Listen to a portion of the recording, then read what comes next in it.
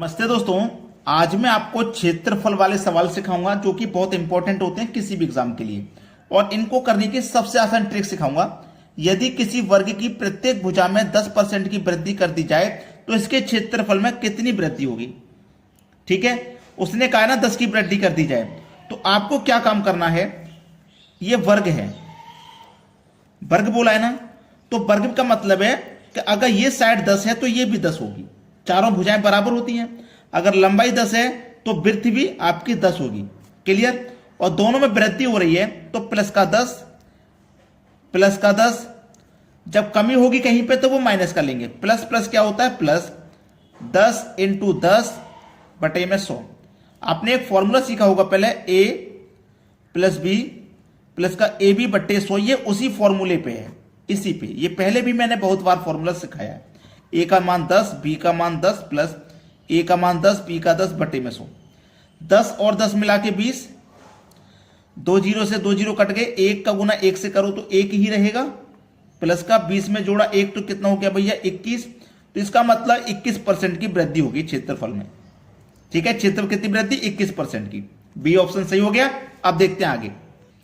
अगला प्रश्न है, एक आयत की लंबाई में 10% वृद्धि तथा चौड़ाई में 10% की कमी है। ठीक है, पहले तो वृद्धि है तो मतलब प्लस का 10, बाद में कमी है तो माइनस का 10। प्लस माइनस क्या होता है, माइनस। 10 इंटू 10 बटे में 100। प्लस का 10 माइनस का 10 सीधा सीधा कट गया, कोई दिक्कत नहीं। 2 जीरो से 2 जीरो कट गए। 1 का गुना 1 से करो तो 1 ही रहेगा, लेकिन माइनस का 1। और माइनस में आने का मतलब है हानि, हानि या फिर कमी। तो प्रतिशत वृद्धि अथवा कमी पता करनी थी। माइनस में आएगा तो कमी होगी, हानि होगी 1% की। पहला ऑप्शन यहां पे सही जवाब है। कोई बच्चा ऐसा है जिसकी समझ में नहीं आया ना, तो हमारा जो कमेंट सेक्शन है वो इसी चीज के लिए है कि अगर आपको कोई डाउट है, कोई समस्या है, तो उसमें आप कमेंट करके पूछ सकें। हो सकता है मैं कमेंट करने में थोड़ा लेट हो जाऊं, लेकिन आंसर आपको जरूर दूंगा। अगर कमेंट में आंसर नहीं दिया तो वीडियो में दूंगा, लेकिन पूछो तो सही कम से कम। अब देखते हैं आगे। अगला प्रश्न है, एक वर्ग की लंबाई तथा चौड़ाई में 40% तथा 30% वृद्धि करने पर प्राप्त आयत के क्षेत्रफल दिए गए वर्ग के क्षेत्रफल से कितने प्रतिशत अधिक है। देखो, 10% तथा 30% की वृद्धि, दोनों वृद्धि है ना। पहला 40, दूसरा 30, दोनों वृद्धि है तो दोनों प्लस के रहेंगे। ठीक है, अब यहां पे प्लस प्लस मतलब प्लस 40 गुने 30 बटे 100। 2 जीरो से गए 2 जीरो, 30 और 40 मिला के 70 प्लस 4 दिया 12। ठीक है, 70 में 12 जोड़ दिया तो ये हो गया 82%। सवाल खत्म। सी ऑप्शन आपके सवाल का है बिल्कुल सही आंसर। अब देखते हैं आगे। अगला सवाल है, किसी वृत्त की त्रिज्या में 50% वृद्धि होने पर इसके क्षेत्रफल में कितने प्रतिशत वृद्धि होगी। 50% वृद्धि है त्रिज्या में। अब आप कहोगे सर वृत्त ये होता है, वृत्त के मिडिल पॉइंट से यहां तक की दूरी को त्रिज्या कहते हैं।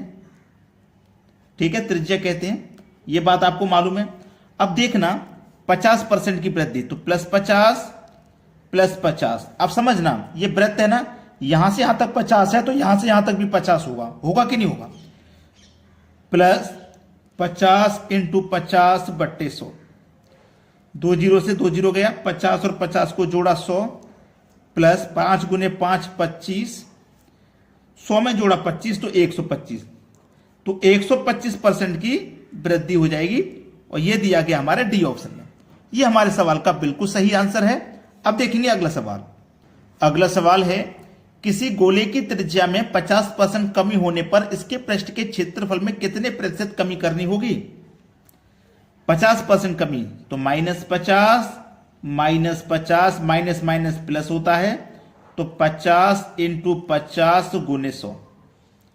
-50 मिला करके माइनस के 100 प्लस 2 जीरो से कट गए 2 जीरो, 5 गुने 5 25। माइनस के 100 में से प्लस के 25 घटा देंगे तो माइनस के 75 बचेंगे।